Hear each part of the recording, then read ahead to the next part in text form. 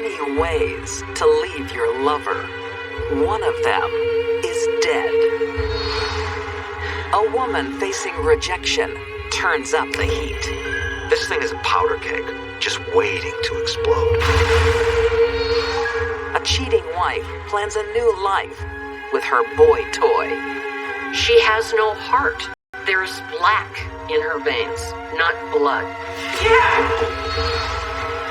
And a young beauty snares the perfect husband, but wants more.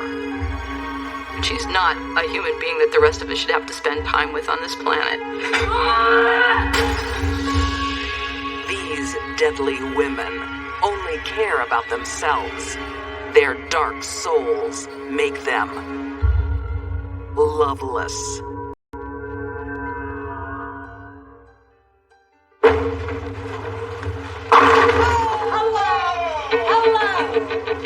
Beer and bowls, two of Shelley Arndt's favorite things, along with her younger partner, Darcy Veeder.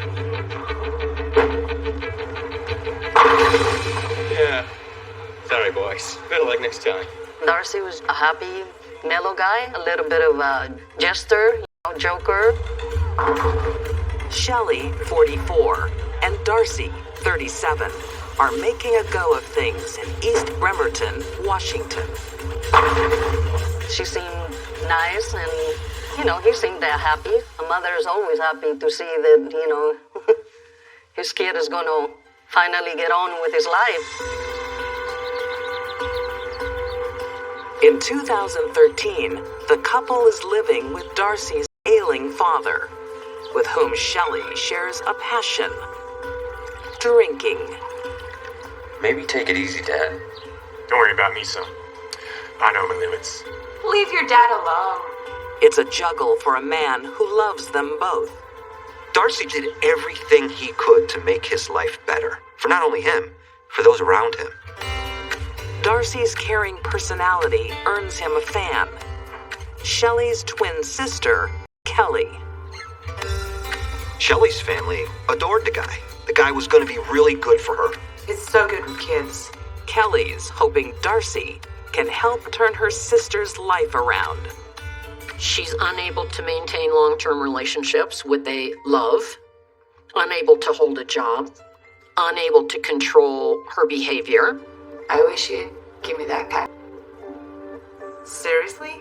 There was a lot of jealousy with her sister. Her sister was doing well, was married, had a family, had a career, and Shelley was struggling with her life. Darcy works at a cleaning company, supporting the household, while Shelley looks after Darcy Sr. during the day.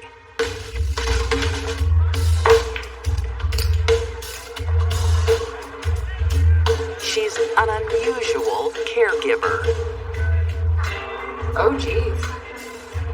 She was drinking quite a bit. She would go with Darcy's dad, Lord knows where, drinking. What? We missed your doctor's appointment. Darcy Sr. had been a raging alcoholic for years upon years. Good. Now we don't have to rush. This thing is a powder keg, just waiting to explode.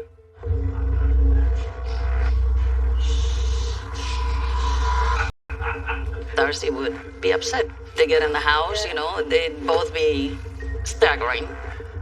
Well, what's your problem?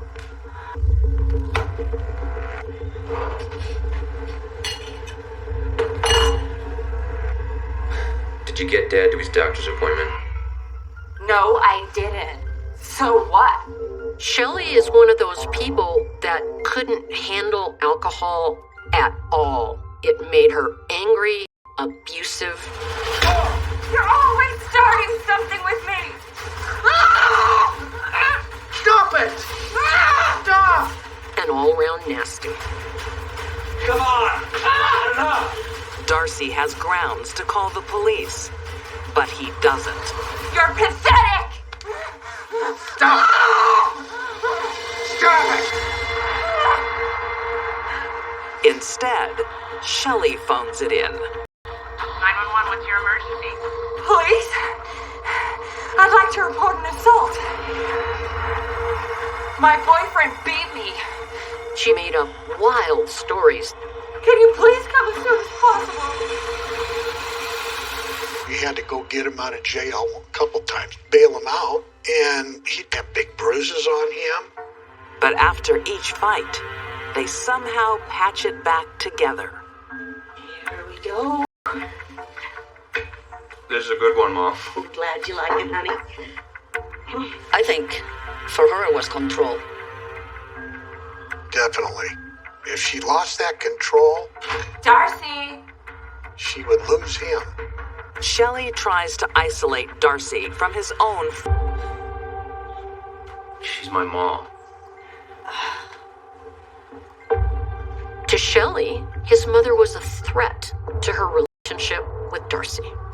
Whenever he did talk to his mother, This is where I'm sorry. Shelley would go into a rage. She hated it. I told you, don't come here. You can't tell me what to do. Evil. I think she was evil. Darcy! She was gonna punch me. She was like, I could feel her breath. I'm telling you. Hey, what are you doing? It was horrible. The words that she would call my wife. C, the B, everything you could think of.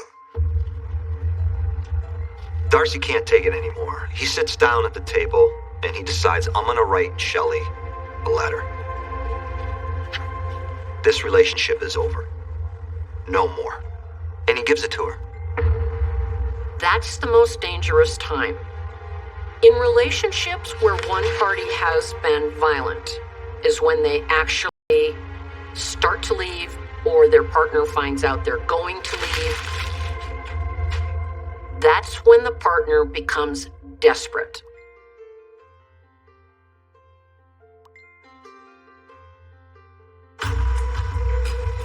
In East Bremerton, Washington, Shelley Arndt's violent outbursts have ruined her relationship.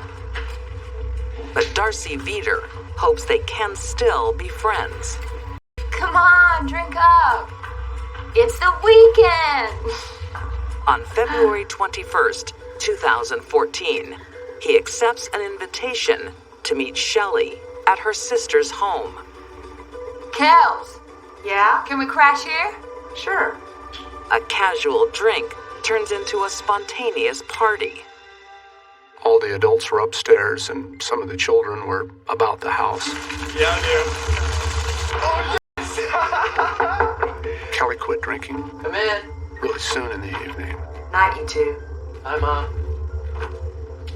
The other three were beyond the ability to drive, but they continued drinking till the early hours of the morning. Here you go. Thank you. So they all decide to stay the night Sleep tight. Night. at Kelly's house. And this is gonna be a night that nobody forgets. It's been a good night. Yeah. We could be happy.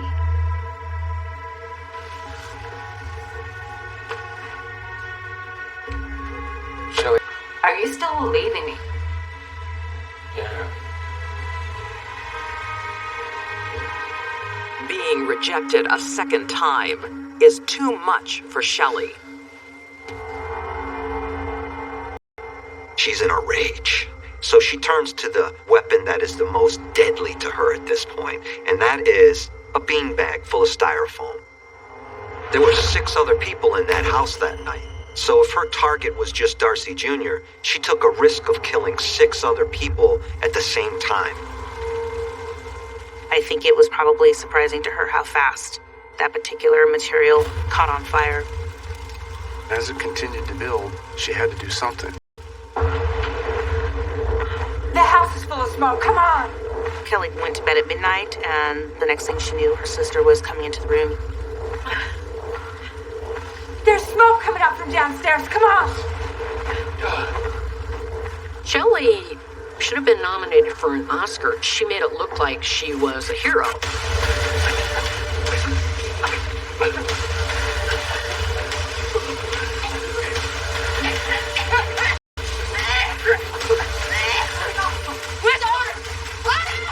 Kelly realized that her daughter was still still downstairs in her bedroom. She and Shelley ran back, pounded on her door, got her out of there. Shelley plays superhero and saves 5 people from burning to death. But she leaves one behind. Shelley's a textbook case of a psychopath. I gotta go back. She actually made it look like she was going to run back in the house to get Darcy. You can't! You'll die!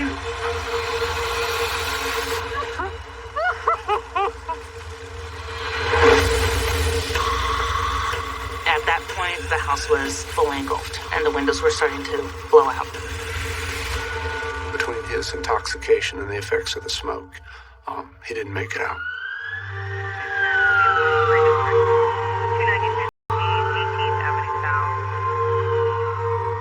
I couldn't believe it. I was by myself in the house, and I called Bill, and I lost it. It was a bad day. It looks like a tragic accident. Until next morning, when Shelley arrives at Darcy's work. He could have waited. No, I wanted to. I wanted to sort things out as soon as possible. She had come to his place of employment. She actually claimed to be his wife. Right mind. You know, a tragic thing like this, the first thing you think of is, oh, I gotta go turn this badge in. And how much life insurance did he have? Oh, I gotta check on his insurance and all that stuff. That ain't remorse. And there's something suspicious in the room where the fire started. A beanbag chair had been moved. What if somebody put one of those over there on the couch and lit it on fire? Could that be a competent ignition source? Investigators reconstruct how they think the blaze started. We lit that beanbag on fire, and it consumed the couch exactly like what we saw in the room. And it's not long before investigators discover Shelley's past. What Shelley forgot is that she had already served time for arson. There's been times in her past she admitted that she became angry with Darcy, and she took an item, she lit it on fire, and she placed it on top of another item. Psychopaths tend to not learn from their mistakes, and Shelley was no different. In 2015, Shelley Arndt is convicted of aggravated first-degree murder, arson, and 6 counts of second-degree assault. 1 for each person who escaped the fire. Shelley's completely evil, but to risk everyone's life, her entire family's life, was ruthless. She is sentenced to life in prison. No parole. Here's my little Darcy. He was a good kid. Very loving. He was the best. Shelley Arndt destroyed a generous soul who only wanted to keep his family happy. Darcy provided her with a good life for little in return. But when he finally had enough, Shelley couldn't accept it. This was a murder motivated by greed and sloth. Shelley didn't want to work, and she needed the money that Darcy earned.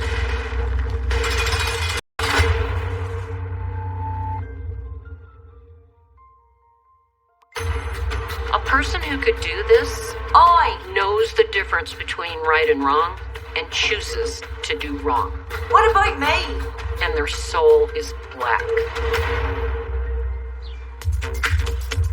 2002, in the small village of Richhill in Northern Ireland, newcomer 30-year-old Jackie Crimble makes a big impression. Ooh. Natural attention. Let's dance.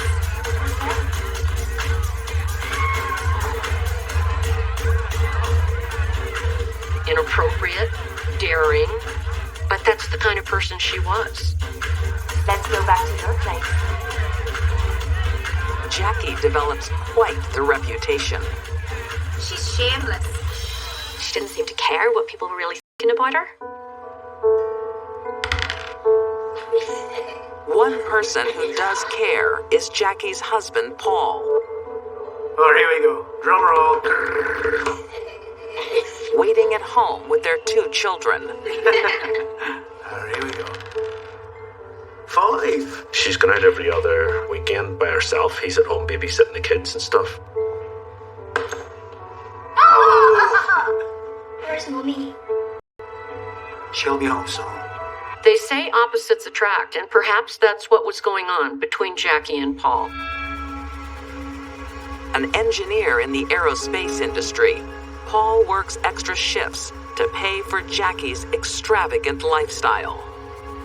I love your shoes. Thanks. They're new. Designer. She lived well above her means, whether it was a new car or a new handbag or a new pair of shoes. And I'm getting the matching handbag next week. I'll do everything bigger and better. Look at you. Why do you put up with her? I just want a peaceful home. Paul did everything he could to keep Jackie happy, but there was no keeping Jackie happy. There was never enough for Jackie. Unlike her husband, Jackie's always looking for something better. And in July 2003, she bumps into 27-year-old Roger Ferguson.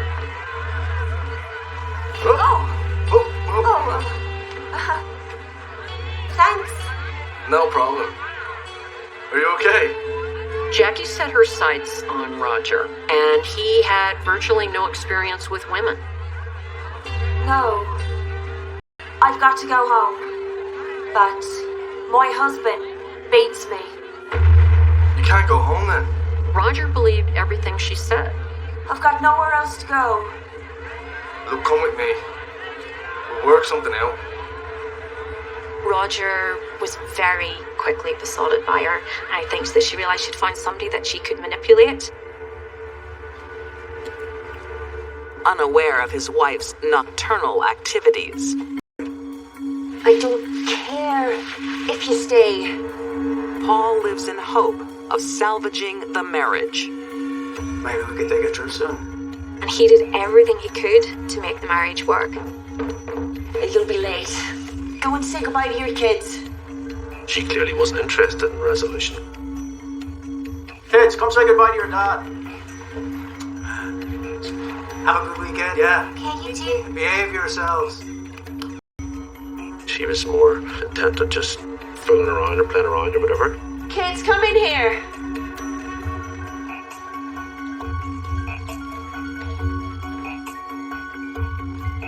Take this and clear out. Go. The moment Paul is out of sight, his place in their bed is taken by Jackie's new lover, Roger. He was really in love with Jacqueline. He really saw that there was going to be a future together for both of them. I've got some exciting news to tell you. What? Roger's devotion only deepens when Jackie delivers a double-barreled surprise. I'm pregnant. With twins. Roger was a nice guy who came from a good family. And they're yours. Are you serious? Life was pretty good for him. Right up to the moment he met Jackie. Jackie and Roger's affair is the worst-kept secret in the village. She didn't try to hide the affair. She was always seen out with Roger. Everyone in town knew she was involved with Roger. Everyone except Paul. He just couldn't see what was right in front of him.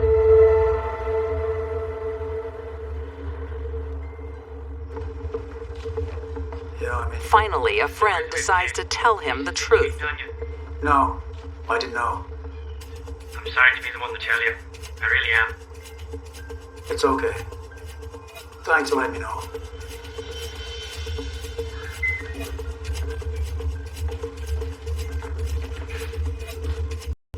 What's the matter with you?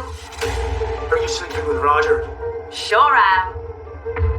I want out of this sham marriage. When Jackie was confronted, she didn't lie. She said, yeah. And our marriage is over. Don't say that. What about our kids? But Paul doesn't want a divorce. He didn't want to walk out and leave. You have to now, huh? You have to see him? Yeah, I am. And when he told her he would never divorce her, he signed his own death warrant.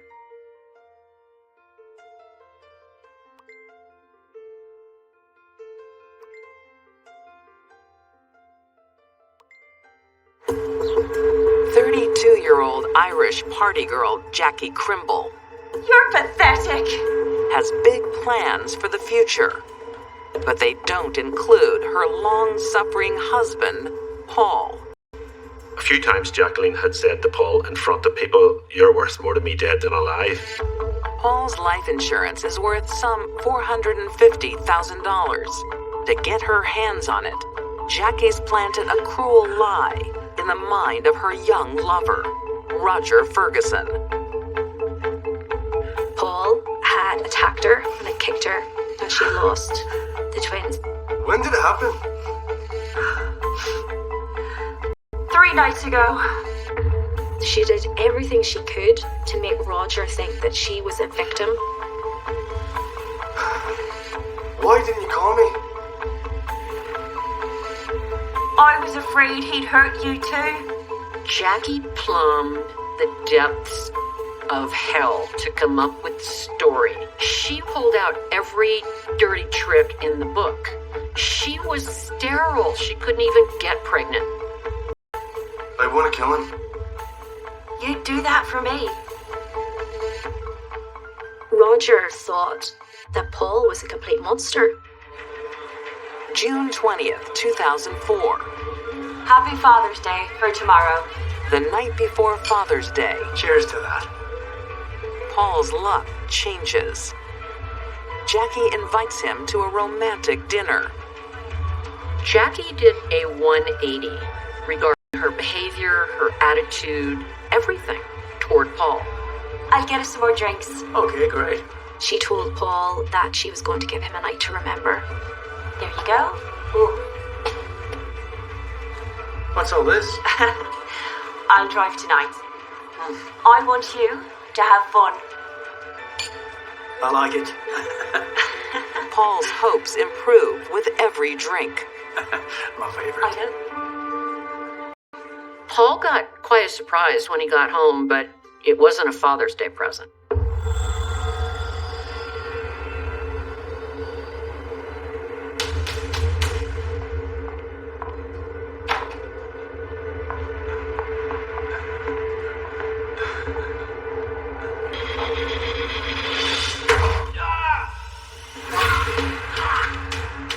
And both Jacqueline and Roger just kept kicking him as he was lying on the ground. Kicking him, and kicking him. Paul couldn't believe what was happening to him. He knew that his wife had betrayed him, realized he'd been caught in a trap. And when the bag was placed over his head, he began to panic. Not only did she put the plastic bag around his head, she sat there and watched him. It would have taken a number of minutes. It was a terrible way to die. Jackie's planned the murder down to the last minute. Now for the cover-up. They put Paul's body in the boot of his car. The car was driven to a remote location and was just left there. And then Jacqueline staged what looked like a burglary in the house.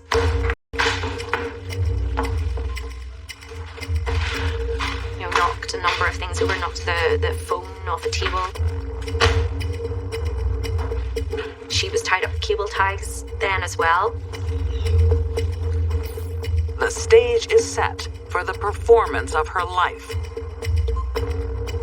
She creates a story about contacting 999 on her phone. That's kind of hard to believe. Help me, please. 2 men came in. There's been a robbery Jackie's hands were tied behind her back, but she could still walk. Jackie! Jackie Crimble! Why didn't she just walk out the front door and go to a neighbor's? They had masks on. They took my husband. I don't know where they've gone. No. Jacqueline, at the start of it, sounded absolutely hysterical. Then there's a point where she thought that she had hung the phone up, and she immediately stopped crying. And she heard them saying, "Hello, are you still there?" Mom? Mommy there? Oh, please, come and help me! Help me! Oh, no. When she realized the operator was still there, she gasped and then went hysterical again. Oh, help me! Please, help me! Help me! That's where the whole case fell down. Jackie may have been good at something, but it wasn't acting. The police easily connect the dots. The unlikely crime scene, a life insurance policy, and a young lover waiting in the wings. Stupid people, they don't see how stupid they are, and their weakness is thinking that they're smarter than others. In 2007, Roger Ferguson is convicted of murder and sentenced to life in prison with an 18-year non-parole period. Roger was an otherwise good person who had been turned into a killer by being besotted by a woman. He has just completely fallen under her spell. Jackie Crimble is found guilty of murder and jailed for life with a 20-year non-parole period. I've never come across anyone like Jacqueline Crimble. She is so manipulative, so cruel, so callous. She has no heart. There's black in her veins, not blood. She felt no shame, no remorse, no guilt. Thank God she was also stupid, so she got caught very quickly.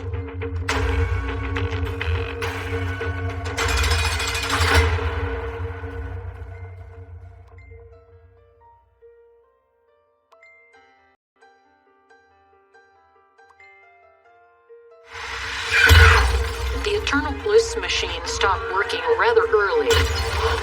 She pretended to cry, she pretended to sob. They're killing him! It was a very unusual finish to a terrible crime. Oh,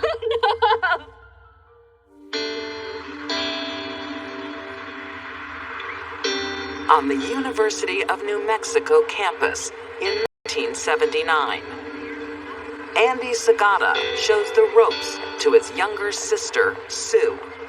But looks like your next lecture is just in here. Thanks, that'd be last 5 times by now. What are big brothers for? He was basically the oldest in the family, so he was, the leader, the teacher, always caring for us. Andy is a good catch for someone. 21-year-old marketing student Lisa Baca thinks she's that someone. Are you okay? I am. Look at me. I'm so sorry. Lisa was very single-minded. She would laser lock on something and she would go for it without a doubt, and like a heat-seeking missile.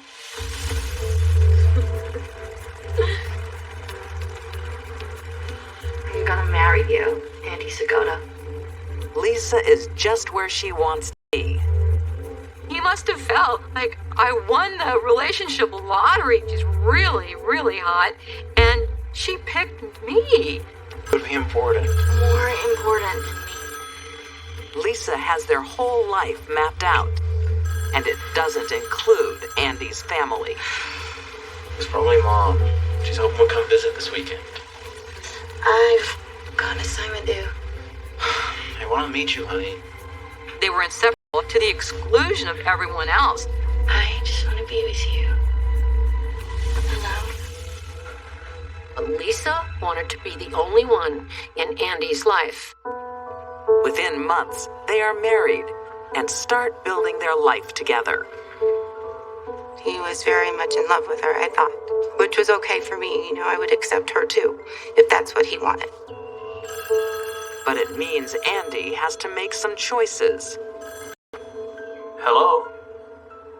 Hey, sis. Yeah, sure. See you soon. I was actually over to his apartment twice and only let in once. She's just getting the vacuum cleaner. She's not coming in. Sue felt that Lisa was deliberately trying to come between the sibling bond that they had. Hey, sis. I'll, carry it to the car.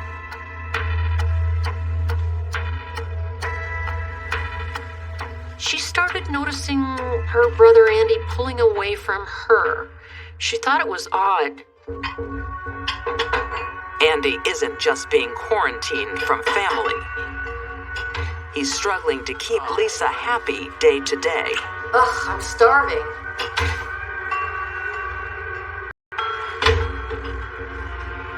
No! What? Are you a complete idiot? Lisa had gone absolutely nuclear when he'd emptied the dishwasher wrongly. I hate you! So she took all the dishes out of the cupboard and threw them at him.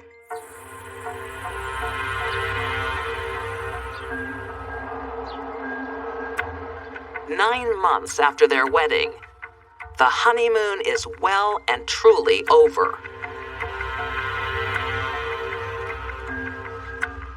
How bad is it? I said, "How you do?" And he goes, "Well, not great." You've got to divorce her before it gets worse. I can't get a divorce. He was in love with his wife and he thought that they could work things out. Andy does agree to a trial separation.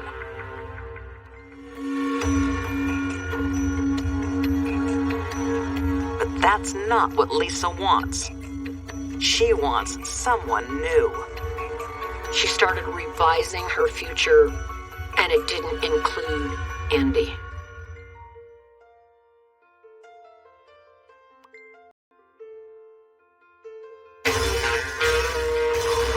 (1981) in Albuquerque, New Mexico. Lisa Sagata is taking a break from her 9-month-old marriage by hooking up with a new man, David Mead.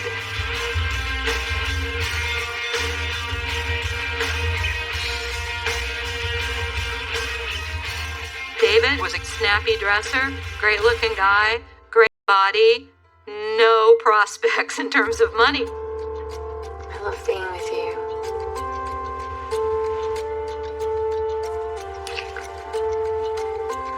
But we need money. Now it's Lisa's turn to make choices. She wants the good things in life, but her new man isn't likely to deliver. On the other hand, her husband now has graduated from college and scored a well-paying job. He had the nice car, he had an apartment, he had a good job. It was security.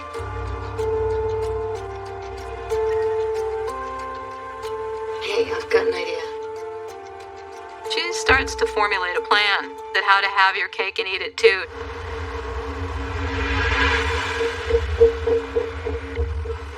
Lisa decides after a couple of months to go back with Andy.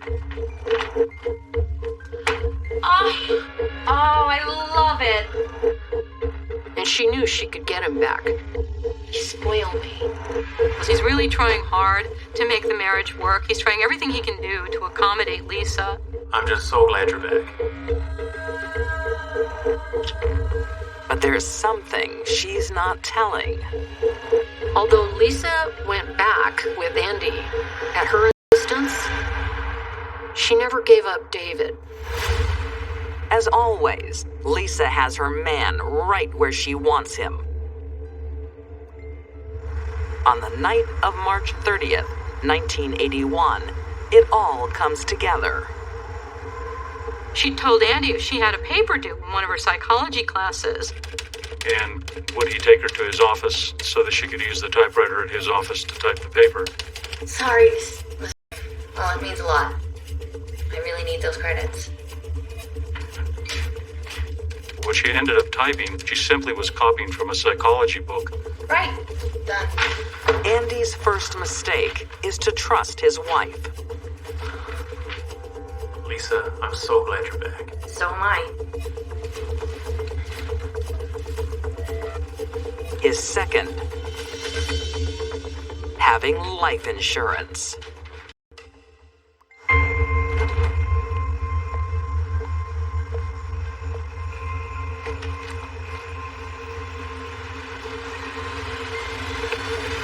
Hey, stop!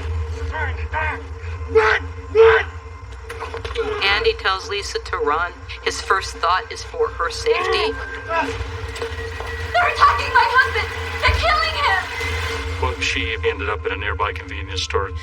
This tells him that her husband's being attacked by two guys. 911, what's your emergency? Give me the police, please.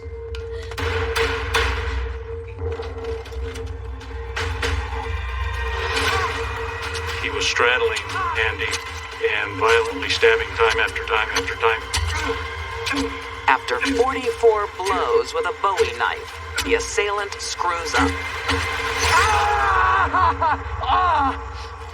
He missed on one occasion and he stabbed himself.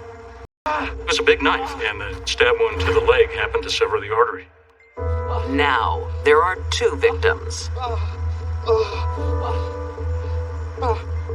He's bleeding out. He's gonna die there if he doesn't get assistance. She runs up to Andy. Oh, Andy. Andy! But soon Lisa has more to worry about. Lisa! When she saw David, she clearly did not expect that. Andy! Lisa might as well written and signed her own confession for the way she acted at the death scene. The whole thing was just a complete fail. Lisa's lover is exposed as the killer before the police even arrive. The damage was so severe that they couldn't save the leg, so they amputated the leg above the knee. So now, the million-dollar question. Was the killer eliminating his competition, or was he put up to it? I do know David. We had an affair. She starts to throw David under the bus. I dumped him. I went back to my husband. She made up the story that David was a jilted lover, and when she told him that she no longer wanted to be with him. It's a convincing argument until good police work traces the origin of the murder weapon. The salesperson who sold them the knife remembered the two of them, and Lisa actually paid for the knife. David didn't. In 1982, David Meade is found guilty of second-degree murder. He is sentenced to 12 years. I don't think he would have even thought of this if it wasn't that he was wanting her in that way. He must have been mesmerized by her and what he believed he was going to have with her. Lisa Sagata is also convicted of second-degree murder and solicitation to commit murder. She receives 16 years. She stole. Who knows what we could have had with him. Probably a wonderful grandfather and brother that would always be there for us. If she wasn't in the picture, he'd be so present and so happy. She took him away from us. With good behavior, Lisa serves only half her sentence. But with freedom comes more punishment. Justice can be served in many ways. Lisa died 2 years after leaving prison of causes unknown. I think it's just a good thing that she's dead. She's not a human being that the rest of us should have to spend time with on this planet.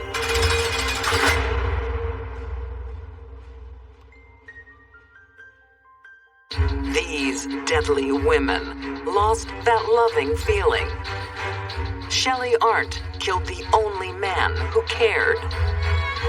Jackie Crimble repaid a husband's devotion with lethal betrayal.